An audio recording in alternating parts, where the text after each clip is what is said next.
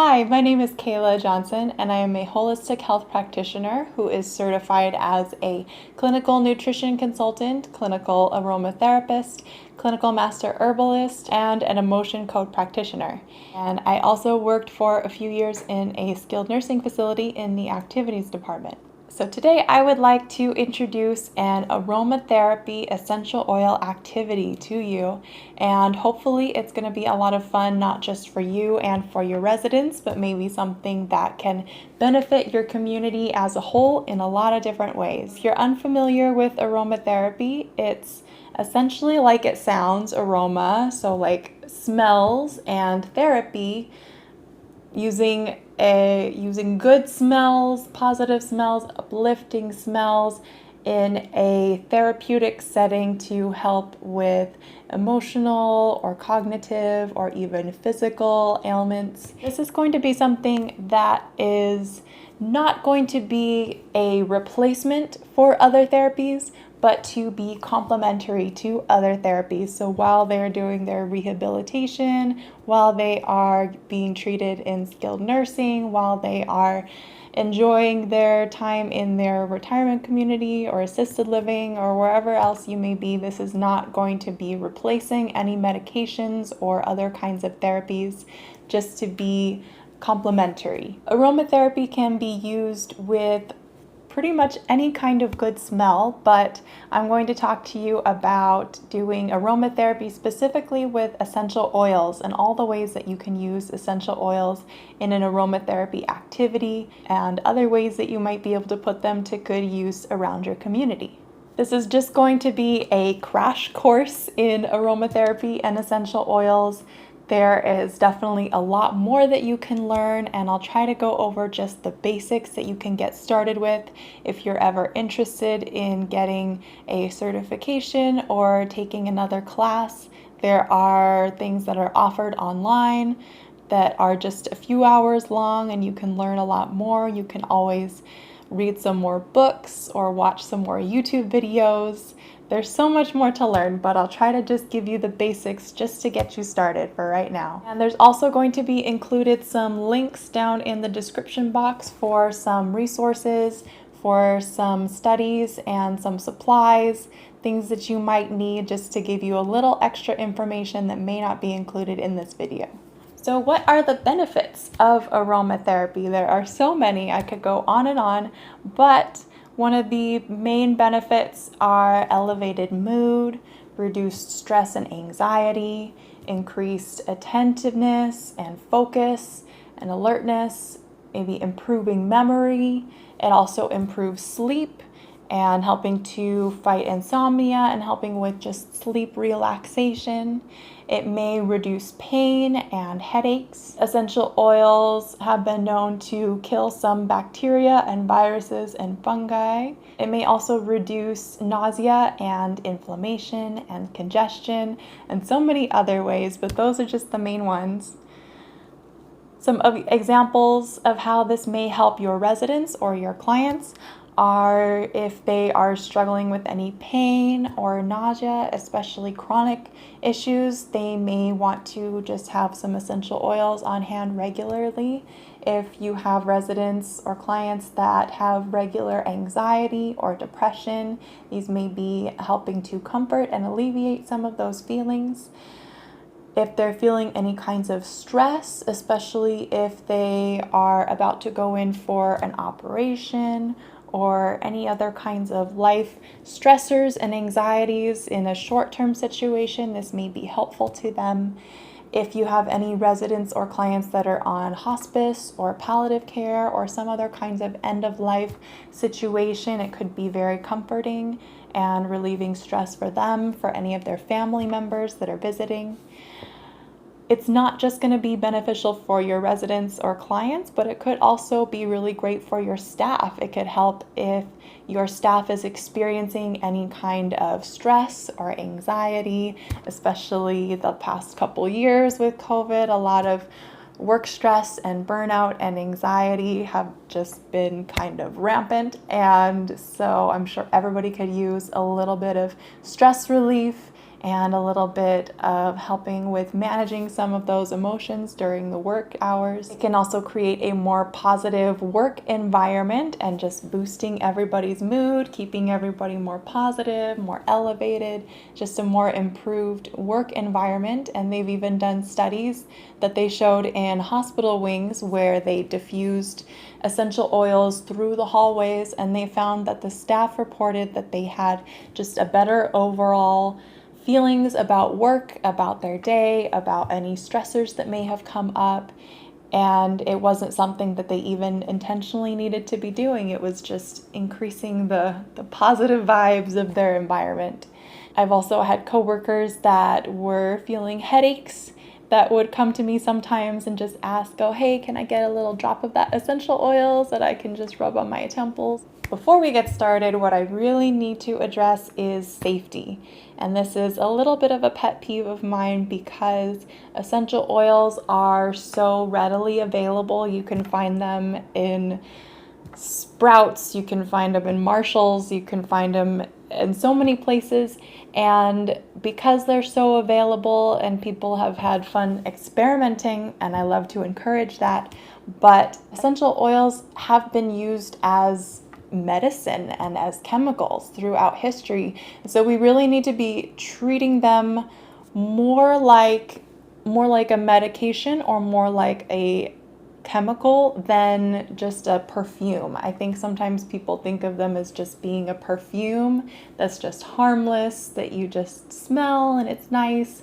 But these really are strong, powerful chemicals that we need to use well and use with respect and understanding for how strong they are. Because they are kind of considered a chemical, if you have some kind of safety data sheet binder or something maybe at your nurse's station, or just a list of chemicals that you keep on hand as part of your facility's policies and procedures, this is going to be something that you're going to be including in a safety data sheet. It's also something that you're going to want to be kept locked up securely in your office or in a cabinet or some other place. And partly this is to help preserve the essential oils because they are somewhat delicate. So keeping them anywhere in heat or in light is going to cause them to deteriorate faster. So you're going to want to keep them locked up in a cabinet that is out of sunlight, that is away from any heat, that is just in a cool indoor temperature.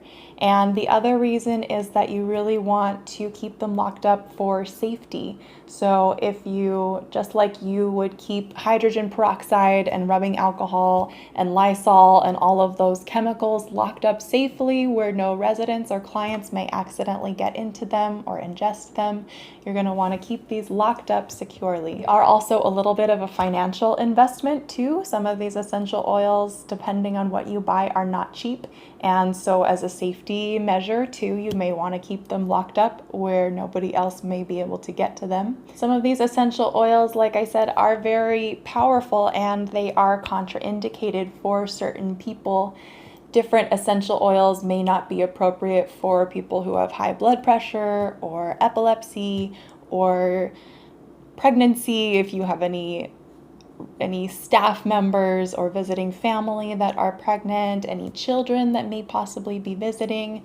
And I'll go over some of those contraindications for a few essential oils.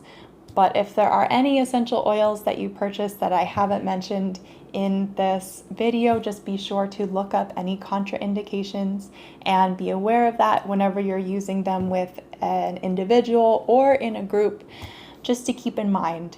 Essential oils are also sometimes able to interact with certain medications that people take. And so it's going to be one of those things that you may want to look into depending on what medications your clients or residents may be taking. One example of this could be blood pressure medication. So if you have a resident that is taking blood pressure medication, some of these essential oils may lower or raise your blood pressure and could be interfering with those medications. So it's very important just to be doing your due diligence, just to be covering all your bases, making sure that everybody is safe. If you're ever unsure, by all means, reach out to your client or resident's doctor if they happen to be stopping by for a visit. If you want to just check it with them or do a Google search to see if you can find anything. You may also be able to contact an aromatherapist or something like that if you are unsure. There's lots of different resources to be able to look up some of these safety information. There's also multiple ways that these essential oils can be used, and one of the primary ways that you may be more familiar with is diffusing in a diffuser, something that looks like this. And if you're diffusing, most of the time, essential oils should be fairly safe. They're being diluted in water, and so they should be okay for most people in general, as long as you're not putting too many essential oil drops into the water. You would generally put a ratio of about 10 drops of essential oils per 100 milliliters of water. There are some essential oil diffusers that also have, once you open it up, they'll have kind of a fill line on the inside that will mark where you're supposed to stop filling the water, and then wherever you fill that up to, just add about 10 drops of essential oils and you should be good. There are some people that do choose to ingest essential oils or add them into their cooking, and I would advise that this should never be done with a resident or a client or anybody else while you are in the workspace. If you happen to receive proper training on how this can be done safely and which essential oils are safe to be ingested, then you can always do your own experiments at home. But while you're in the workspace, never ever allow a client or a resident to intentionally or unintentionally ingest essential oils. The third way that people usually use essential oils is to rub them into their skin, and this can be done in a lotion or something like that. You may see a product that has essential oils put into their products. You can also mix essential oils with what is called a carrier oil. So you may have some coconut oil, olive oil, any kinds of vegetable oils. Coconut oil is probably the most common one, but anything almond oil, jojoba oil, just about any oil that is safe for putting on your skin should be safe. There are a few oils that can be safely applied to the skin without a carrier oil, but this should only be for certain people and in certain situations. In general, I would recommend always using a carrier oil, particularly with seniors and also with children, just because their skin is much thinner and more delicate and more absorbent. And so if there is any kind of sensitivity, the seniors will react much stronger. And so it's very, very important to be diluting the oil in the carrier oil. And another reason that this benefits you is that it actually helps to spread the oils too. If you just put a drop on your skin, it tends to evaporate pretty quickly. And so it actually will help you save money too by using a carrier oil, because you'll be able to spread it around a lot more easily and over a broader surface area. So it will benefit you and your resident to be always using a carrier oil. Some essential oils may be stronger than other oils. For most essential oils, when you are mixing them or diluting them into a carrier oil, you're going to want to put about 1 drop of essential oil per 5 drops of the carrier oil. So if you hold out your hand, it's important to always add the carrier oil first. So you're going to put 5 drops of the carrier oil into your hand and then 1 drop of the essential oil. Or if you're using multiple drops of essential oil, you can always do the math, just add by 5s for however many drops of essential oil you're planning on using. It's a good idea just as a safety precaution. I like to keep just a little bottle of vegetable oil or something like that on hand, just in case God forbid anybody ever have a sensitivity or a negative reaction to applying an essential oil to their skin, if they start to feel any burning or pain or anything like that, take the vegetable oil and just rub it as broadly as you can on the skin. The reason why you do this is so that it will just spread out the oil and dilute it as much as possible so that it won't be causing that sensitivity on the skin anymore. You always want to be avoiding any contact with eyes, nose, mouth, inner ears. If there's any kind of broken skin or any other skin sensitivities, you're going to want to be avoiding those spaces. If you have any seniors or residents that have any skin tears or abrasions or any kinds of cuts or bruises or anything like that, you're going to want to steer away from those areas when applying the essential oils. There are also some oils that can cause sensitivity to the sun or phototoxicity, and most commonly these are going to be your citrus oils, so like lemon, orange, tangerine, bergamot, those kinds of oils. If you do apply them to the skin, you want to avoid being in direct sunlight for a prolonged period of time for up to about 12 hours afterwards. So if you rub it on your hand and you go sit out in the garden for an hour, you may find that you're getting burns and sensitivity to the sun. So you're going to want to avoid using those essential oils with anybody that's planning on going out into the sun later that day. So just in general, the safest way to use essential oils is always going to be diffusing. If you ever have any safety concerns or cautions or hesitations and just in doubt, you may want to just skip applying them topically.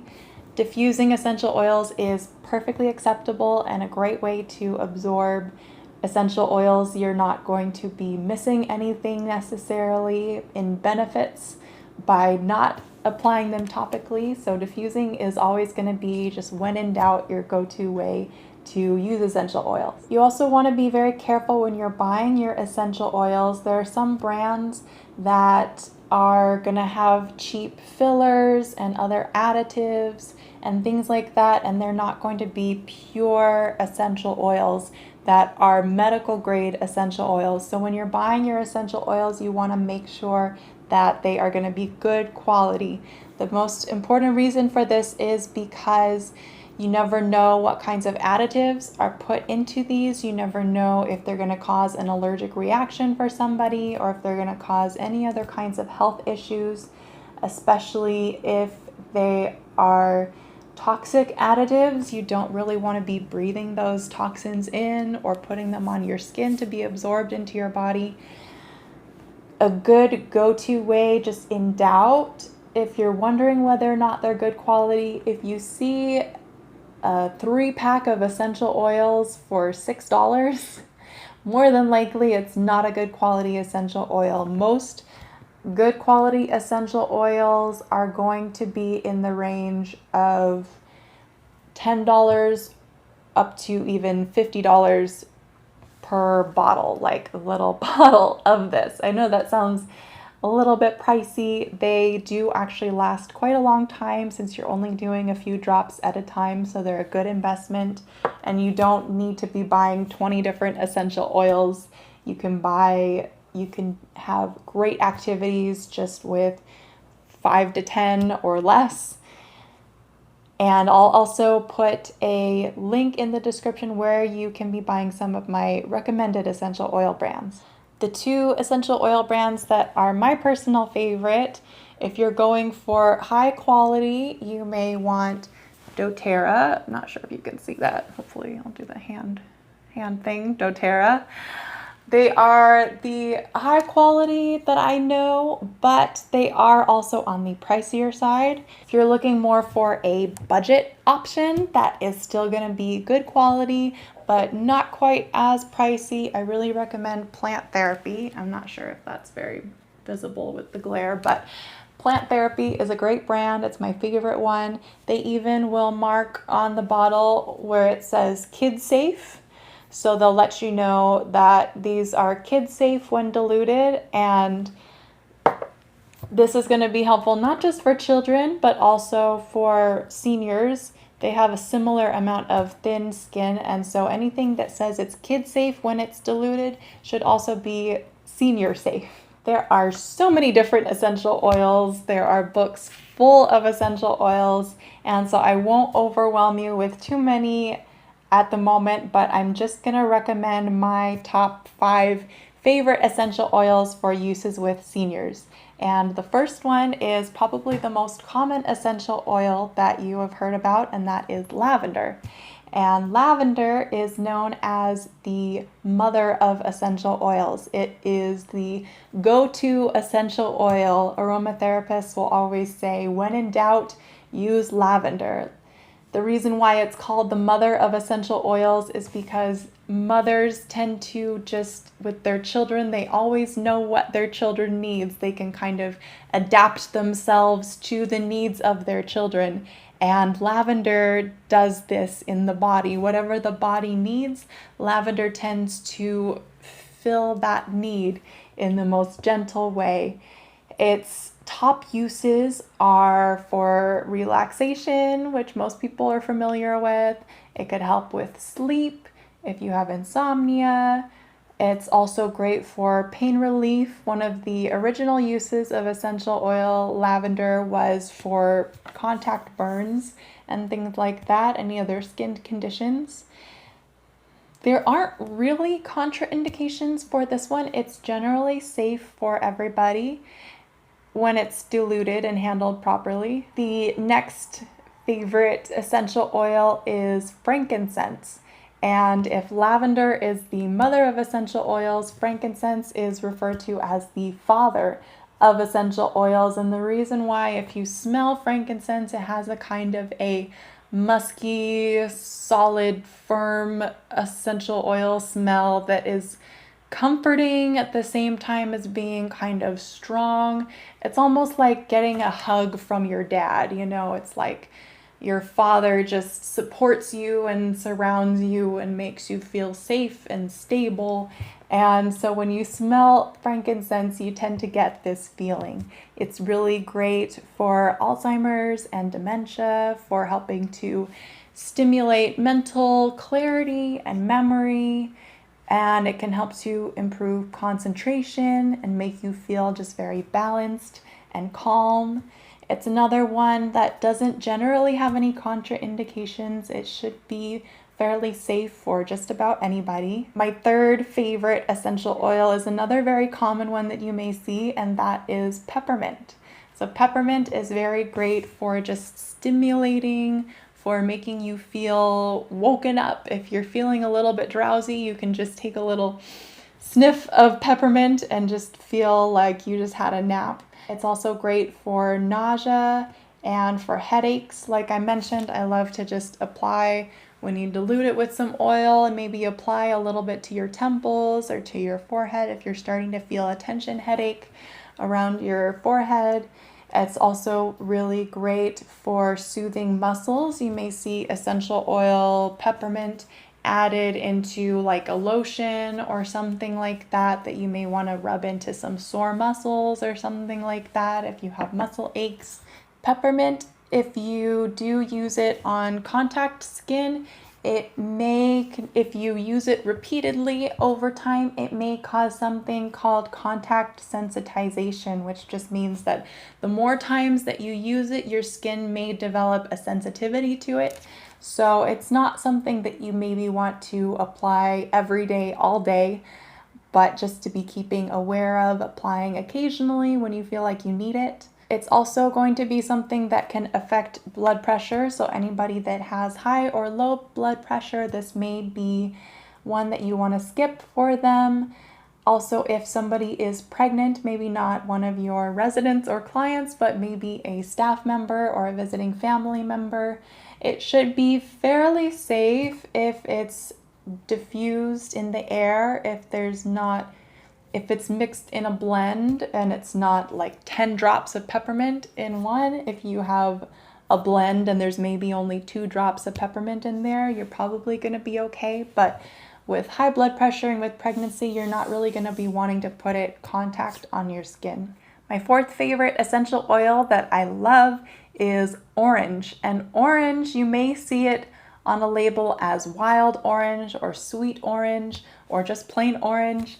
And one of the reasons why I love orange so much is that it is very uplifting. If you think of even just the color orange, it's when you see it, it kind of makes you, it's bright, it makes you happy, maybe draws your attention. And so anytime if you have anxiety or nervousness or just need your mood to be uplifted, if you're experiencing heart palpitations, or if you have insomnia or something, it has a way of not only uplifting, but kind of just soothing and relaxing at the same time.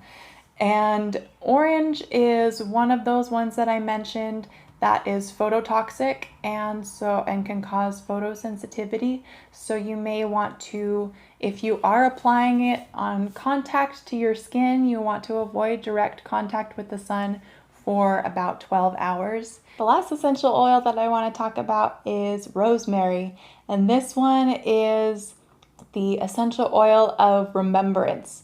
So it's going to be really great, especially for your residents that have dementia or Alzheimer's. It helps to stimulate memory and to just improve mental clarity and cognition.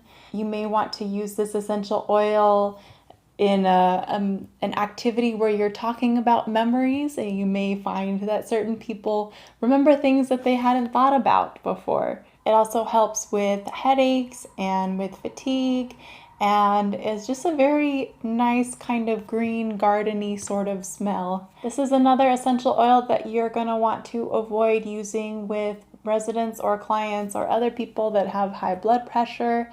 Also, if anybody has epilepsy or a history of seizures, and any staff or visiting family that is pregnant.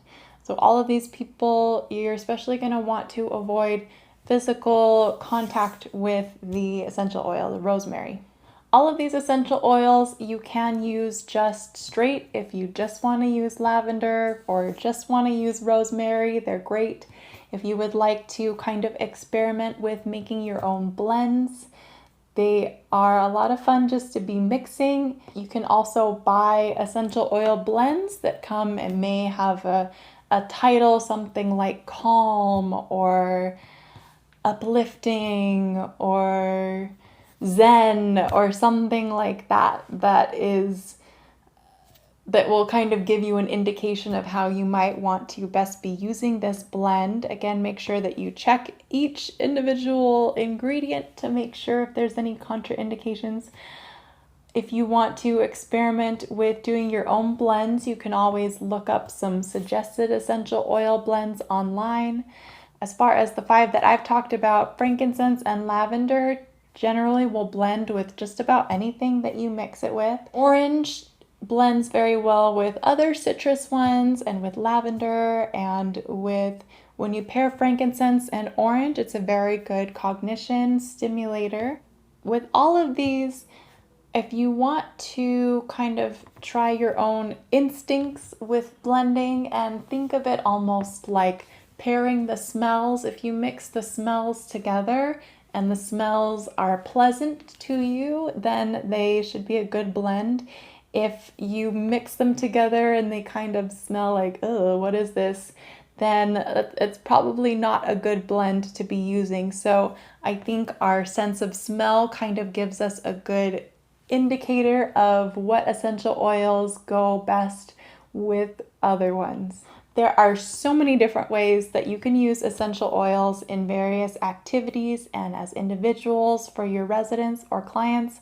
I'll just give you a few examples. You can always look up some more or do your own creative thinking to see what you can come up with. You may want to use a diffuser to kind of complement other activities. So if you are doing yoga or tai chi or meditation or some other kinds of group activities that can be enhanced with some kind of mood stimulator or mental stimulator, this is great to just keep a diffuser in the corner of the room and just allowing it to complement the activity that you're doing. You may just want to use a diffuser in a common area if you have a sitting area or a staff lounge or some other place that people tend to gather and may just appreciate the smell. You may have residents that would like to borrow the diffuser for their own private use in their own room.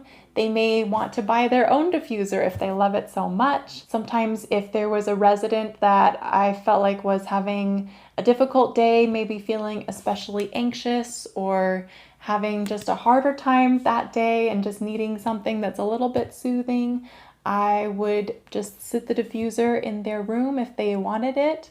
Another way that I really liked to offer the diffuser for private use was if there was an end-of-life situation where the family was going to be waiting with the resident or client, especially for long periods of time, and that can be a very emotional and stressful situation. The client may have some kinds of disorientation or anxiety or stress, and so sometimes I would just bring the diffuser and some essential oils into the room and just offer it to the family if they felt like they would be interested in it. Some people were fine without it, and then other people really did appreciate just having that extra soothing smell and just something to help to clear the air and just provide a little something extra to those difficult hours that they were sitting with their family. I don't happen to have one with me, but they do have these diffuser necklaces that look kind of like a locket that will open and close, and there's a little foam or flannel padding that sits right inside the locket and you can close it up. And these ones you can use and put for residents that are interested in having a kind of a personal diffuser necklace around them, especially if they have chronic headaches, chronic nausea, chronic anxiety, chronic depression, anything like that, that they may feel they would benefit from just having a personalized essential oil smell that they could keep with them. And you can always assist them with adding the essential oils to their personal diffuser. Again, especially for individuals, and especially if it's going to be used for a regular use or a long-term use, you always want to be, for one thing, clearing it with their doctor or care provider to make sure that it's not contraindicated for any of their medications or anything like that, but also to be including it in their care plan, that this is something that you use with them regularly, to be letting the rest of your IDT team know about it, and anybody else that is involved in their care. You can always train a CNA or somebody else in refilling their personal diffuser necklace whenever it's necessary, since the smell of the essential oils will tend to go away over time. So maybe once or twice a day you may want to have a refill of those essential oils in the personal diffuser necklace. I really liked doing kind of a aromatherapy sensory experience that I would do. I would go into rooms with individuals, especially during COVID when we weren't able to have group essential oil experiences, and I would just take some cotton balls and I would put a drop or two of essential oils on a cotton ball, and I would offer it to the residents so that they could hold it and be avoiding contact with the essential oil, but just to be able to smell it. And they could even hold on to the essential oil if it's safe for them to be keeping it, so it's not a risk for them accidentally ingesting it or something like that. But if it was safe for them, then they could keep it for the rest of the day and just enjoy smelling it. It's a great conversation and icebreaker. It's a great way to be engaging with your residents in a fun, experimental, calming, soothing, uplifting kind of way. If you're working in memory care, this may be a great activity just for memory stimulation, for sensory stimulation, especially some of the ones that I mentioned like rosemary or peppermint or frankincense that are going to be very cognitively stimulating and causing alertness and focusing on that mental clarity and helping with pull up some of those memories that they have. This can make a really great DIY craft project for your residents if you want to make your own essential oil lotion or lip balm. You can make a perfume spray, a pillow spray that they could spritz on their pillow to help them sleep better at night. There are lots of recipes out there online that you can look up, and there are kits that you can buy to make your own lip balm.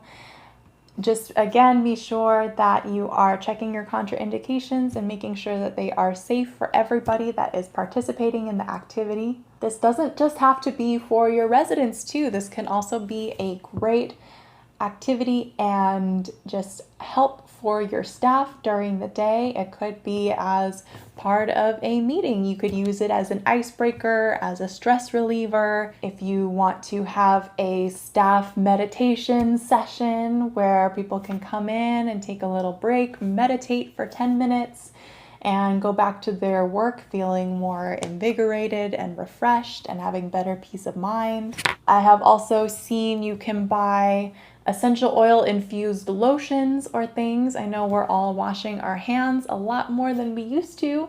And so if your hands are feeling dry or cracked, you may want some of your lavender essential oil lotion that's not only going to be great for your skin, but it's going to be helping that you'll be breathing in those essential oils as you go through your work, and just to help you feel more calm, more at ease, better able to enjoy and focus and participate in the work that you have left to do for the day. So those are all of my suggestions in this little essential oil crash course, just to get the basics down. So hopefully you can get a few supplies and a few activities going using your essential oils. If you have further information that you would like, you can always do research online. There are classes that you can take. There are books that you can buy.